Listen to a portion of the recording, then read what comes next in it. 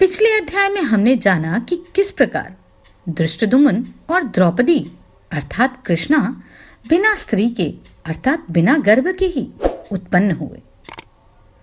उनके स्वयंवर में क्या पांडव पहुंचे जानते हैं इस अध्याय में। वैशंपायन जी कहते हैं, जन्मेजय कठोर व्रत वाले उस ब्राह्मण से यह सुनकर उन सब महाबली कुंती पुत्रों का मन विचलित हो गया।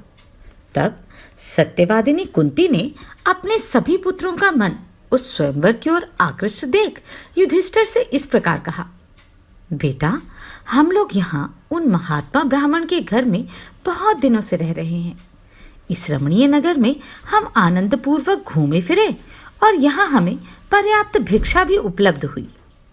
शत्रुदमन, यहाँ जो रमणीय वन और उपवन है उन सब को हमने बार बार देख लिया है। वीर, यदि उन्हीं को हम फिर देखने के लिए जाएं तो वे हमें उतना प्रसन्न नहीं करते हैं। कुरुनंदन, अब भिक्षा भी यहाँ हमें पहले जैसी नहीं मिल रही। यदि तुम्हारी राय हो तो अब हम लोग सुखपूर्वक पांचाल देश में चले। वीर, उस देश को हमने पहले कभी नहीं देखा, इसलिए वह बड़ा रमणीय प्रतीत होगा। शत्रुनाशन सुना है पांचाल देश में बड़ा सुकाल है, इसलिए भिक्षा बहुतायत में मिलती है। हमने यह भी सुना है कि राजा यज्ञसेन ब्राह्मणों के बड़े भक्त हैं। बेटा, एक स्थान पर बहुत दिनों तक रहना मुझे उचित नहीं जान पड़ता, अतः यदि तुम ठीक समझो तो हम लोग सुखपूर्वक वहां चले। युधिष्ठिर ने कहा, माँ, आप जिस कार्य को ठीक समझती हैं वह हमारे लिए परम हितकारी है, परंतु अपने छोटे भाइयों के संबंध में मैं नहीं जानता कि वे जाने के लिए उद्वत हैं या नहीं। वैशंपायन जी कहते हैं, जन्मेजय, तब कुंती ने भीमसेन, अर्जुन, नकुल और सहदेव से भी चलने के विषय में पूछा। उन सब ने भी तथास्तु कहकर स्वीकृति दे दी। राजन, तब कुंती ने उन ब्राह्मण देवता से विदा लेकर अपने पुत्रों के साथ महात्मा द्रुपद की रमणीय नगरी की ओर जाने की तैयारी की। वैशंपायन जी कहते हैं, जन्मेजय, महात्मा पांडव जब गुप्त रूप से वहां वास कर रहे थे उसी समय सत्यवती नंदन व्यास जी उनसे मिलने के लिए वहां आए। उन्हें आया देख शत्रु संताप पांडवों ने आगे बढ़कर उनकी अगवानी की और प्रणाम पूर्वक उनका अभिवादन करके वे सब उनके आगे हाथ जोड़कर खड़े हो गए। कुंती पुत्रों द्वारा गुप्त रूप से पूजित हो मुनिवर व्यास ने उन सब को आज्ञा देकर बिठाया और जब वे बैठ गए तब उनसे प्रसन्नता पूर्वक इस प्रकार पूछा, शत्रुओं को संतप्त करने वाले वीरों, तुम लोग शास्त्र की आज्ञा और धर्म के अनुसार चलते हो ना? पूजनीय ब्राह्मणों की पूजा करने में तो तुम्हारी ओर से कभी भूल नहीं होती। तदनंतर महर्षि भगवान व्यास ने उनसे धर्म और अर्थयुक्त बातें कही। फिर विचित्र विचित्र कथाएं सुनाकर वे पुनः उनसे इस प्रकार बोले, पहले की बात है, तपोवन में किसी महात्मा ऋषि की कोई कन्या रहती थी, जिसकी कटी, कुक्ष तथा नितंब और भौहें सुंदर थे। वह कन्या समस्त सद्गुणों से संपन्न थी, परंतु अपने ही किए हुए कर्मों के कारण वह कन्या दुर्भाग्य के वश में हो गई। इसलिए वह रूपवती और सदाचारिणी होने पर भी कोई पति न पा सकी। तब पति के लिए दुखी होकर उसने तपस्या प्रारंभ की और कहते हैं उग्र तपस्या के द्वारा उसने भगवान शंकर को प्राप्त कर लिया। उस पर संतुष्ट हो भगवान शंकर ने उस यशस्विनी कन्या से कहा, शुभे, तुम्हारा कल्याण हो, तुम कोई वर मांगो, मैं तुम्हें वर देने के लिए आया हूं। तब उसने भगवान शंकर से अपने लिए हितकर वचन कहे, प्रभु, मैं सर्वगुण संपन्न पति चाहती हूं। इस वाक्य को उसने बार बार दोहराया। तब वक्ताओं में श्रेष्ठ भगवान शिव ने उससे कहा, भद्रे, तुम्हारे 5 भरतवंशी पति होंगे। उनके ऐसा कहने पर वह कन्या उन वरदायक देवता भगवान शिव से इस प्रकार बोली, देव प्रभु, मैं आपकी कृपा से एक ही पति चाहती हूं। तब भगवान ने पुनः उससे यह उत्तम बात कही, भद्रे, तुमने मुझसे 5 बार कहा है कि मुझे पति दीजिए, अतः दूसरा शरीर धारण करने पर तुम्हें जैसा मैंने कहा वह वरदान प्राप्त होगा। वही देवरूपिणी कन्या राजा द्रुपद के कुल में उत्पन्न हुई है। वह महाराज पृषद की पौत्री सती साध्वी कृष्णा तुम लोगों की पत्नी नियत की गई है।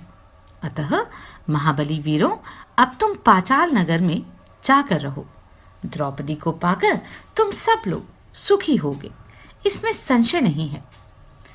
महान सौभाग्यशाली और महातपस्वी पितामह व्यास जी पांडवों से ऐसा कहकर उन सब से और कुंती से विदा ले वहां से चले गए। वैशंपायन जी कहते हैं, जन्मेजय, भगवान व्यास के चले जाने पर पुरुष श्रेष्ठ पांडव प्रसन्नचित हो अपनी माता को आगे करके वहां से पांचाल देश की ओर चल दिए। परंतप कुंती कुमारों ने पहले ही अपने आश्रयदाता ब्राह्मण से पूछकर जाने की आज्ञा ले ली थी और चलते समय बड़े आदर के साथ उन्हें प्रणाम किया। वे सब लोग उत्तर दिशा की ओर जाने वाले सीधे मार्गों पर उत्तराभिमुख हो अपने अभिष्ट स्थान पांचाल देश की ओर बढ़ने लगे। एक दिन और एक रात चलकर वे नरश्रेष्ठ पांडव गंगा जी के तट पर सोमाश्रायण नामक तीर्थ पर जा पहुंचे। उस समय उनके आगे आगे महारथी अर्जुन उजाला तथा रक्षा करने के लिए जलती हुई मशाल उठाए चल रहे थे। उस तीर्थ की गंगा के रमणीय तथा एकांत जल में गंधर्वराज अंगारपर्ण अर्थात चित्ररथ अपनी स्त्रियों के साथ क्रीड़ा कर रहा था। वह बड़ा ही ईर्ष्यालु था और जल क्रीड़ा करने के लिए ही वहां आया हुआ था। उसने गंगा जी की ओर बढ़ते हुए पांडवों के पैरों की धमक सुनी। उस शब्द को सुनते ही वह बलवान गंधर्व क्रोध के आवेश में आकर बड़े जोर से कुपित हो उठा।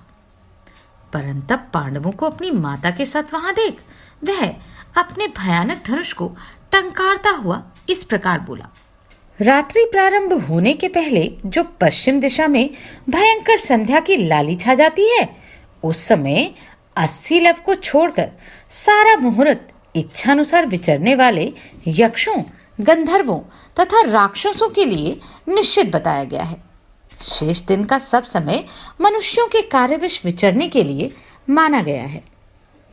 जो मनुष्य लोभवश हम लोगों की बेला में इधर घूमते हुए आ जाते हैं, उन मूर्खों को हम गंधर्व और राक्षस कैद कर लेते हैं।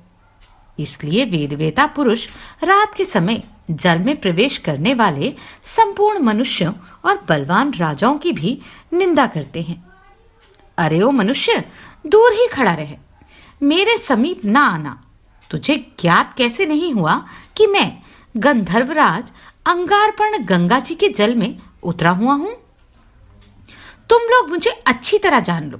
मैं अपने ही बल का भरोसा करने वाला स्वाभिमानी, ईर्ष्यालु तथा कुबेर का प्रिय मित्र हूं। मेरा ये वन भी अंगारपर्ण नाम से ही विख्यात है।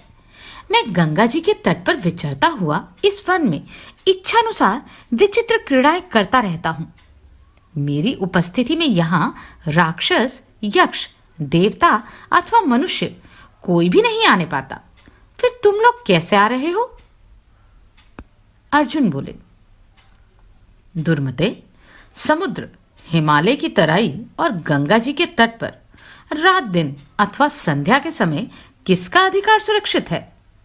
आकाशचारी गंधर्व सरिताओं में श्रेष्ठ गंगा जी के तट पर आने के लिए यह नियम नहीं है।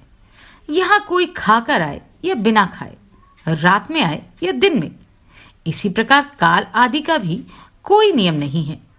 अरे ओ क्रूर, हम लोग तो शक्ति संपन्न हैं, असमय में भी आकर तुम्हें कुचल सकते हैं।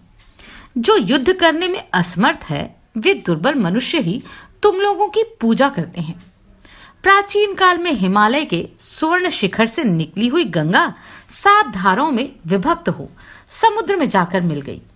जो पुरुष गंगा, यमुना, पलक्ष की जड़ से प्रकट हुई सरस्वती, रत्स्था, सरयू, गोमती और गंडकी, इन 7 नदियों का जल पीते हैं, उनके पाप तत्काल नष्ट हो जाते हैं।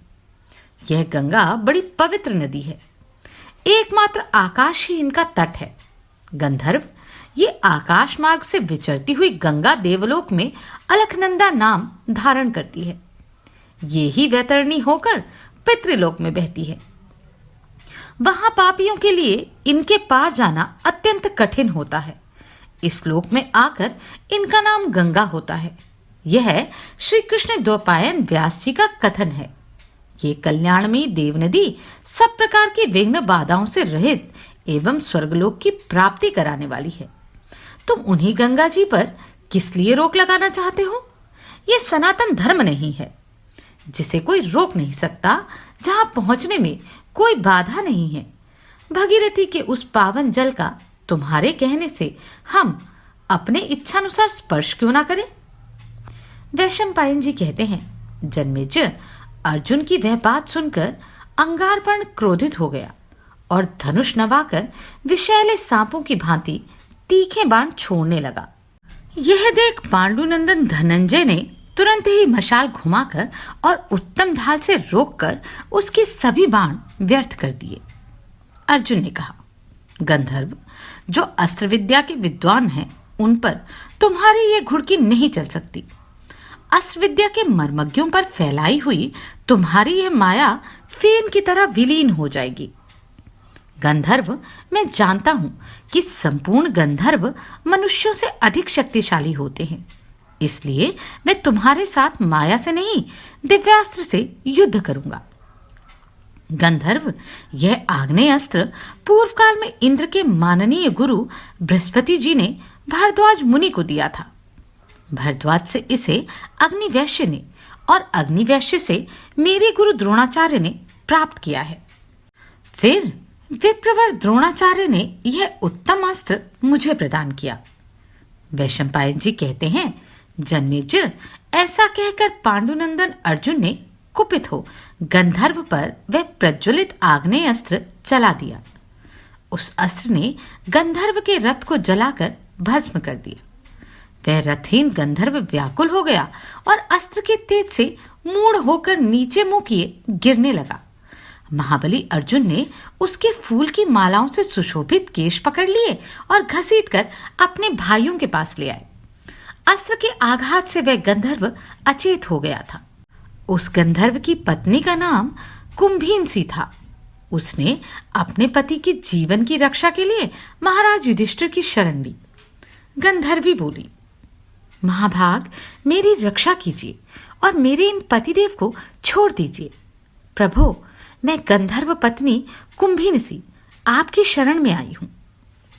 युधिष्ठिर ने कहा, तात, शत्रुसूदन अर्जुन यह गंधर्व युद्ध में हार गया और अपना यश खो चुका है। अब स्त्री इसकी रक्षिका बनकर आई है। यह स्वयं कोई पराक्रम नहीं कर सकता। ऐसे दीनहीन शत्रु को कौन मारता है? इसे जीवित छोड़ दो। अर्जुन बोले, गंधर्व, जीवन धारण करो, जाओ, अब शोक न करो। इस समय कुरुराज युधिष्ठिर तुम्हें अभयदान दे रहे हैं।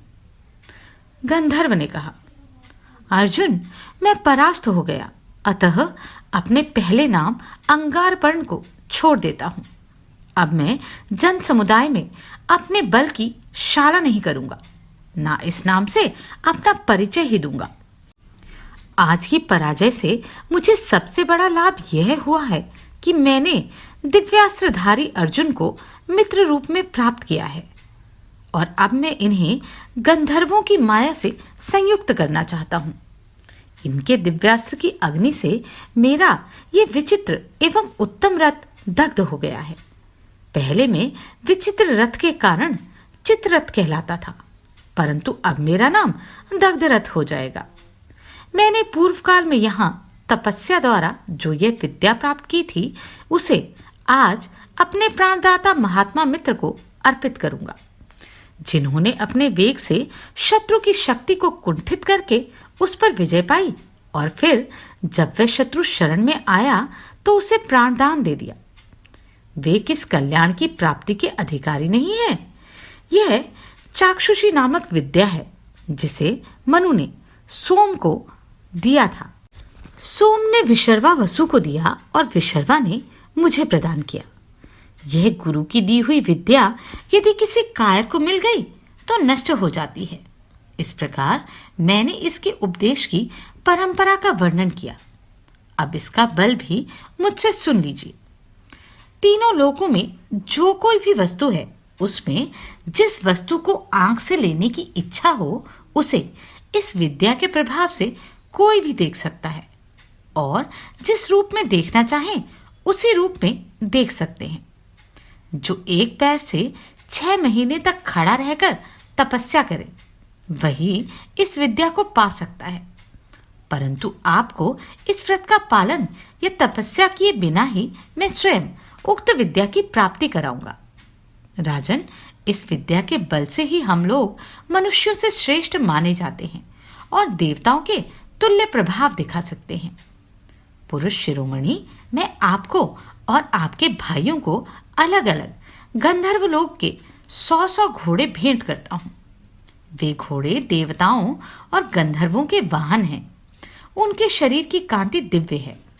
वे मन के समान वेगशाली और आवश्यकता के अनुसार दुबले या मोटे होते हैं, किंतु उनका वेग कभी कम नहीं होता। पूर्व काल में वृतासुर का संहार करने के निमित्त इंद्र के लिए जिस वज्र का निर्माण किया गया था, वृतासुर के मस्तक पर पड़ते ही उसके 10 बड़े और छोटे टुकड़े हो गए। तब से अनेक भागों में बंटे हुए उस वज्र के प्रत्येक भाग की देवता लोग उपासना करते हैं। लोक में उत्कृष्ट धन और यश आदि जो कुछ भी वस्तु है, उसे वज्र का स्वरूप माना जाता है। अग्नि में आहुति देने के कारण ब्राह्मण का दाहिना हाथ वज्र है, क्षत्रिय का रथ वज्र है, वैश्य लोग जो दान करते हैं वह भी वज्र है, और शूद्र लोग जो सेवा कार्य करते हैं उसे भी वज्र ही समझना चाहिए। क्षत्रिय के रथ रूपी वज्र का एक विशिष्ट अंग होने से घोड़ों को अवध्य बताया गया है। गंधर्व देश की घोड़ी रथ को वहन करने वाले रथांग स्वरूप वज्र स्वरूप घोड़े को जन्म देती है। वे घोड़े सब अश्वों में शूरवीर माने गए हैं। गंधर्व देश के घोड़ों की यह विशेषता है कि वे इच्छानुसार अपना रंग बदल लेते हैं। सवार की इच्छा के अनुसार अपने वेग को घटा बढ़ा सकते हैं। जब आवश्यकता या इच्छा हो तभी वे उपस्थित हो जाते हैं। इस प्रकार मेरे गंधर्व देशीय घोड़े आपकी इच्छा पूर्ण करते रहेंगे। अर्जुन ने कहा, गंधर्व, यदि तुमने प्रसन्न होकर अथवा प्राण संकट से बचाने के कारण मुझे विद्या, धन अथवा शास्त्र प्रदान किया है, तो मैं इस तरह का दान लेना पसंद नहीं करता। गंधर्व बोला, महापुरुषों के साथ जो समागम होता है वह प्रीति को बढ़ाने वाला होता है। ऐसा देखने में आता है आपने मुझे जीवन दान दिया। इससे प्रसन्न होकर मैं आपको चाक्षुषी विद्या भेंट करता हूं। साथ ही आपसे भी मैं उत्तम आग्नेयास्त्र ग्रहण करूंगा। भरतकुल भूषण अर्जुन, ऐसा करने से हम दोनों में दीर्घकाल तक समुचित सौहार्द बना रहेगा। अर्जुन ने कहा, ठीक है, मैं ये अस्त्र विद्या देकर तुमसे घोड़े ले लूंगा। हम दोनों की मैत्री सदा बनी रहे। सखे गंधर्वराज, बताओ तो सही, तुम लोगों से हम मनुष्यों को कोई भय प्राप्त क्यों होता है? गंधर्व, हम सब लोग वेदवेता हैं और शत्रुओं का शमन और दमन करने की शक्ति रखते हैं। फिर भी रात में यात्रा करते समय जो तुमने हम लोगों पर आक्रमण किया है, इसका क्या कारण है? इस पर भी प्रकाश डालो। गंधर्व बोला, पांडु कुमारों, आप लोग विवाहित ना होने के कारण त्रिविध अग्नियों की सेवा नहीं करते। अध्ययन पूरा करके समावर्तन संस्कार से संपन्न हो गए हैं, अतः प्रतिदिन अग्नि को आहुति भी नहीं देते। आपके आगे कोई ब्राह्मण पुरोहित भी नहीं। इन्हीं कारणों से मैंने आप पर आक्रमण किया है। बुद्धिमानों में श्रेष्ठ अर्जुन, इसलिए मैंने आप लोगों के तेज और कुलोचित प्रभाव को जानते हुए भी आप पर आक्रमण करने का विचार किया। भरत श्रेष्ठ, आप लोग महान तेजस्वी हैं। आपने अपने गुणों से जिस शोभाशाली श्रेष्ठ यश का विस्तार किया है, उसे तीनों लोकों में कौन नहीं जानता। बुद्धिमान यक्ष, राक्षस, गंधर्व, पिशाच, नाग और दानव कुरुकुल की यथागाथा का विस्तार पूर्वक वर्णन करते हैं। वीर, नारद आदि देवऋषियों के मुख से मैंने आपके बुद्धिमान पूर्वजों का गुणगान सुना है तथा समुद्र से घिरी हुई इस संपूर्ण पृथ्वी पर विचरते हुए मैंने स्वयं भी आपके उत्तम कुल का प्रभाव प्रत्यक्ष देखा है। अर्जुन, तीनों लोकों में विख्यात यशस्वी भरद्वाज नंदन द्रोण को भी, जो आपके वेद और धनुर्वेद के आचार्य रहे हैं, मैं अच्छी तरह जानता हूं। कुरुश्रेष्ठ, धर्म, वायु, इंद्र, दोनों अश्विनी कुमार तथा महाराज पांडु, ये 6 महापुरुष कुरुवंश की वृद्धि करने वाले हैं। पार्थ, ये देवताओं तथा मनुष्यों के सिरमौर 6 व्यक्ति आप लोगों के पिता हैं। मैं इन सब को जानता हूं। आप सब लोग भाई, देव स्वरूप महात्मा, समस्त शस्त्रधारियों में श्रेष्ठ शूरवीर हैं तथा आप लोगों ने ब्रह्मचर्य व्रत का भलीभांति पालन किया है। आप लोगों का अंतःकरण शुद्ध, मन और बुद्धि भी उत्तम है। पार्थ, आपके विषय में यह सब कुछ जानते हुए भी मैंने यहां आक्रमण किया था। कुरुनंदन, इसका कारण यह है कि आपने बाहुबल का भरोसा रखने वाला कोई भी पुरुष जब स्त्री के समीप अपना तिरस्कार होता देखता है तब उसे सहन नहीं कर पाता। कुंतीनंदन, इसके सिवा एक बात यह भी है कि रात के समय हम लोगों का बल बहुत बढ़ जाता है। इसी से स्त्री के साथ रहने के कारण मुझ में क्रोध का आवेश हो गया था। तप्ती के कुल की वृद्धि करने वाले अर्जुन, आपने जिस कारण युद्ध में मुझे पराजित किया है उसे भी बतलाता हूं। सुनिए, ब्रह्मचर्य सबसे बड़ा धर्म है और वह तुम में निश्चित रूप से विद्यमान है। कुंतीनंदन, इसलिए युद्ध में मैं तुमसे हार गया। शत्रुओं को संताप देने वाले वीर, यदि दूसरा कोई कामासक्त क्षत्रिय रात में मुझसे युद्ध करने आता तो किसी प्रकार जीवित नहीं बच पाता। किंतु कुंती कुमार, कामासक्त होने पर भी यदि कोई पुरुष किसी ब्राह्मण को आगे करके चले तो वह समस्त निशाचरों पर विजय पा सकता है, क्योंकि उस दशा में उसका सारा भार पुरोहित पर होता है। अतः तप्ती नंदन, मनुष्यों को इस लोक में जो भी कल्याणकारी कार्य करना अभिष्ट हो उसमें वह मन और इंद्रियों को वश में रखने वाले पुरोहितों को नियुक्त करे, जो 6 अंगों सहित वेद के स्वाध्याय में तत्पर, ईमानदार, सत्यवादी, धर्मात्मा और मन को वश में रखने वाला हो। ऐसे ही ब्राह्मण राजाओं के पुरोहित होने चाहिए। जिसके यहाँ धर्मज्ञ, वक्ता, शीलवान और ईमानदार ब्राह्मण पुरोहित हो, उस राजा को इस श्लोक में निश्चय ही विजय प्राप्त होती है और मरने के बाद उसे स्वर्गलोक अवश्य मिलता है। राजा को किसी अप्राप्त वस्तु या धन को प्राप्त करने अथवा उपलब्ध धन आदि की रक्षा करने के लिए गुणवान ब्राह्मण को पुरोहित बनाना चाहिए। जो समुद्र से घिरी हुई संपूर्ण पृथ्वी पर अपना अधिकार करना चाहे या आपके लिए ऐश्वर्य पाना चाहे, उसे पुरोहित की आज्ञा के अधीन रहना चाहिए। तप्ती नंदन, कोई भी राजा कहीं भी पुरोहित की सहायता के बिना केवल अपने बल अथवा कुलीनता के भरोसे भूमि पर विजय नहीं पाता।